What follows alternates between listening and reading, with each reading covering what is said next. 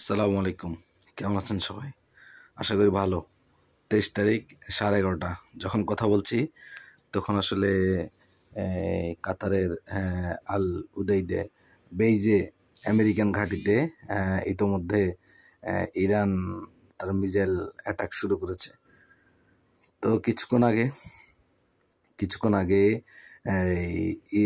কাতার এবং আবুধাবি দেখলাম যে তাদের সব এয়ার স্পেসকে লক করে দিয়েছে এবং সব ধরনের যাত্রীবাহী বিমান এবং যে কোনো ধরনের চলাচল তারা বন্ধ করে দিয়েছে।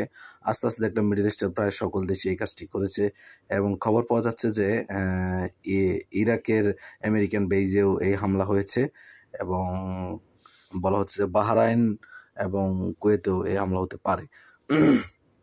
তো এই হামলার মূল উদ্দেশ্য হলো যে ইউএসএ ঠিক আজ থেকে 2 দিন আগে এই ইরানের যে পারমাণবিক স্থাপনাগুলো সেগুলোতে আঘাত করেছে, বিশেষ করে ফোর্দো তার সবচেয়ে বড় যে পারমাণবিক স্থাপনা এবং সবচেয়ে সুরক্ষিত স্থাপনা ফোর্দোতে হামলা করছে B-2 বিমান দিয়ে ইরানি সীমানায় এসে GBU-57 বোমা দিয়ে আঘাত করেছে।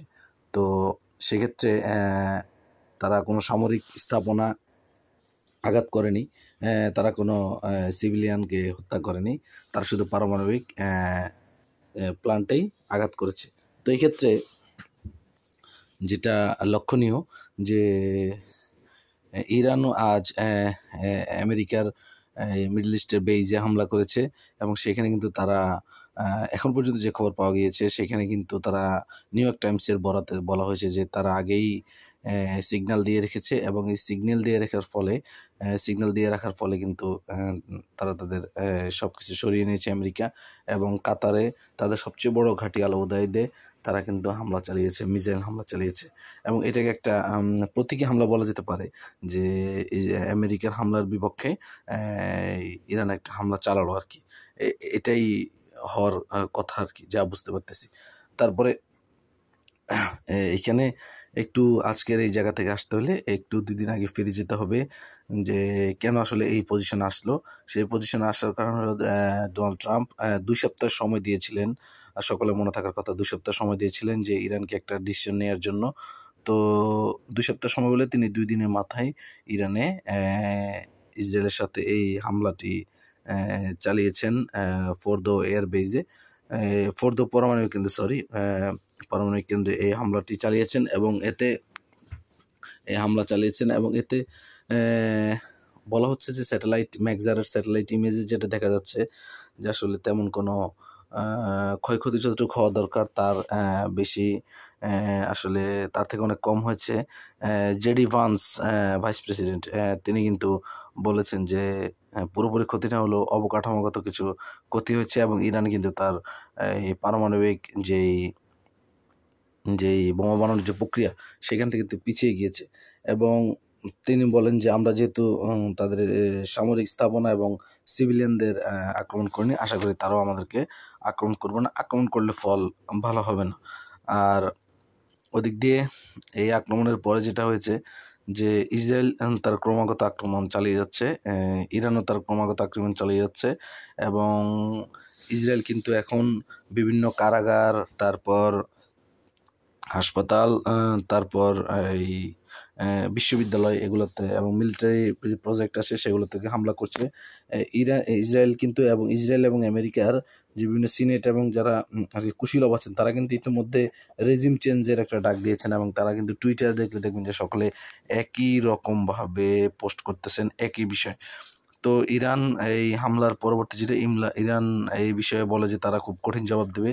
তারপরে ইসরায়েল ক্রমাগত হামলা করে যাচ্ছে এবং এর পাশাপাশি ইরান কিন্তু ইসরায়েলের যে মোসাদের যে এজেন্ট তাদেরকে কিন্তু ধরা শুরু করেছে এবং অনেকে কিন্তু এক্সিকিউট করা শুরু করেছে এবং ফাঁসি দেওয়া শুরু করেছে প্রকাশ্যে।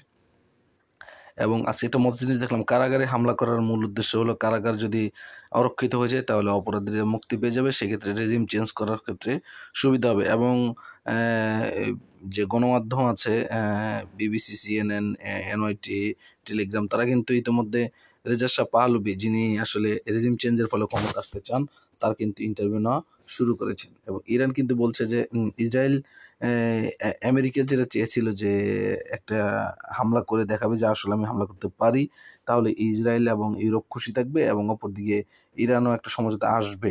এবং ইরান কিন্তু তারপর থেকে তেমন কোনো সমঝোতা আসে নাই, এবং বলা হচ্ছে ব্যাক চ্যানেল ইরানের সাথে যোগাযোগ করা হলেও তারা সেক্ষেত্রে ডিনাই করেছে। এবং ইরান কিন্তু আজকে মোস্ট ইম্পর্টেন্ট, ইরানের পররাষ্ট্রমন্ত্রী আগাসি তিনি কিন্তু আজকে এই ইয়েতে গেছেন, রাশিয়া পুতিনের সাথে সরাসরি সাক্ষাৎ করেছেন। সেখানে কি আলোচনা হয়েছে সেটা হয়তো পরে জানা যাবে। আজকে সারাদিন ইসরায়েলের খুব ইন্টেন্স আক্রমণ ছিল ইরানি সীমানায়, তারপরে এসেই কিন্তু আর রাশিয়ার সাথে মিটিং, তারপরেই কিন্তু এখন ইরান হামলা করেছে আমেরিকান বেসগুলোতে। এখন দেখা যাক আমেরিকার রেসপন্সটা কেমন হয়।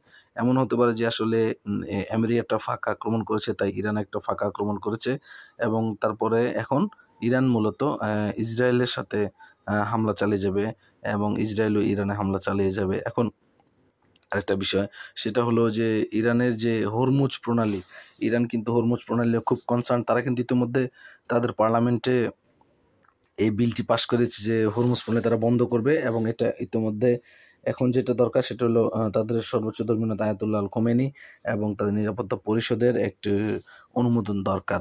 এই ক্ষেত্রে যদি এই নিউজে ইতিমধ্যে $5 থেকে $10 প্রতি ব্যারেলের তেলের মূল্য বেড়ে গিয়েছে, কারণ আপনারা জানেন প্রায় পৃথিবীর 20 থেকে 30% এই তেল জ্বালানি এই রুট দিয়েই আনা নেওয়া করা হয়। তো আমেরিকা আবার চীনের মারফত ইরানের সাথে কথা বলছে যে যেন কোনো অবস্থাতেই হরমুজ প্রণালী বন্ধ না করা হয়, কারণ চীনকে দিয়ে প্রভাব খাটানো সোজা।